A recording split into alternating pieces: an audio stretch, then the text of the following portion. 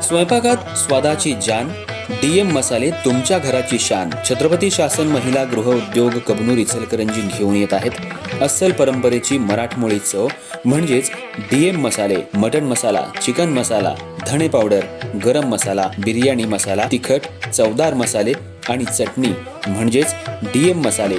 तर आजच आपल्या जेवणाची रंगत वाढवण्यासाठी केमिकल विरहित डीएम मसाले, गृहिणींच्या मनातले मसाले आणि चटणी अवश्य वापरा. डीएम मसाले महिला बचत गटाद्वारे करणारे स्वच्छ माफक दरामध्ये म्हणजेच डीएम मसाले. संपर्क दिव्याताई मगदूम, मोबाईल 9130802255.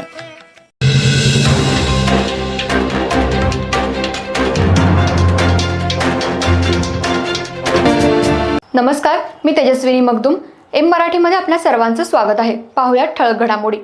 शिरोळ तालुक्यातल्या नांदणी गावात गोमांस तस्करी करणाऱ्या एका गाडीवर गुन्हा दाखल झाल्याची घटना अलीकडेच उघडकीला आली आहे.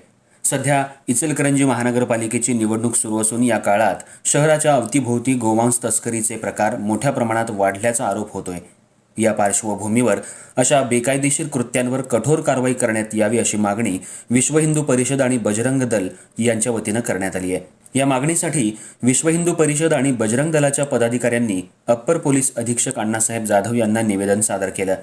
निवेदनात नमूद करण्यात आले की नांदणी गावात गोमांस तस्करी करणाऱ्या वाहनावर गुन्हा दाखल होऊनही परिसरात अशा प्रकारचे गैरकृत्य सातत्यानं सुरू आहे.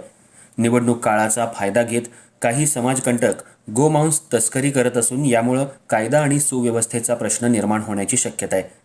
यावेळी बोलताना पदाधिकाऱ्यांनी सांगितलं की गोमांस तस्करीमुळे धार्मिक भावना दुखावल्या जात असून सामाजिक तणाव निर्माण होऊ शकतो. त्यामुळे अशा तस्करीत सहभागी असलेल्या वाहनांवर, चालकांवर तसंच यामागील सूत्रधारांवर कडक कारवाई करावी. तसंच शहर आणि ग्रामीण भागात नियमित नाकाबंदी, तपासणी मोहिमा राबवून अशा घटनांना आळा घालावा अशी मागणीही करण्यात आली. या निवेदन देण्याच्या वेळी विश्व हिंदू परिषद आणि बजरंग दलाचे सुजित कांबळे, प्रवीण सामंत, रावसाहेब चौगुले, सर्जेराव कुंभार, अमोल शिरगुप्पे, कृष्णात गोंदकर हे कार्यकर्ते उपस्थित होते. त्यांनी प्रशासनानं तातडीनं दखल घ्यावी आणि भविष्यात अशा घटना घडू नयेत यासाठी ठोस उपाययोजना कराव्यात अशी अपेक्षा व्यक्त केली. दरम्यान अप्पर पोलीस अधीक्षक अण्णासाहेब जाधव यांनी निवेदन स्वीकारून संबंधित प्रकरणाची गंभीर दखल घेण्यात येईल आणि कायद्यानुसार आवश्यक ती कारवाई केली जाईल असं आश्वासन दिलं. या घटनेमुळे इचलकरंजी आणि परिसरातल्या कायदा सुव्यवस्थेचा मुद्दा पुन्हा एकदा ऐरणीवर आलाय.